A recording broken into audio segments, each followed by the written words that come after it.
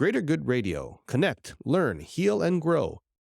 My parents were great and are still great and were super supportive. They have always sort of taken that role of they are rooting for me and they're hopeful and they're a worst case scenario, safety net.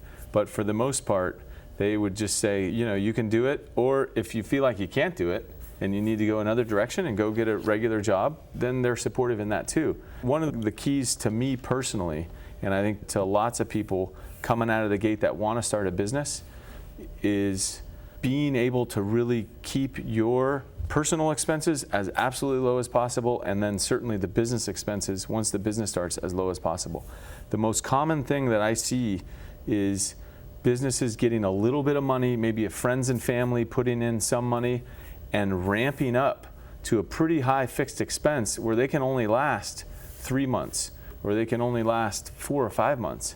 Whereas with me personally, and this gets back to my parents, what kind of allowed me to go that 8 or 10 months of not knowing was, even though I'd graduated from UCLA and had theoretically a decent background, I was living with my friends in a converted closet. So it was a 5-bedroom place with a closet, and I had a queen bed in that closet, and I paid the lowest rent in the whole group. I paid like $365 a month, and I had that, and then I had a closet full of pasta. I could literally eat pasta every night. It wouldn't slow me down. So my fixed expenses were so low that I could afford to go 18 months.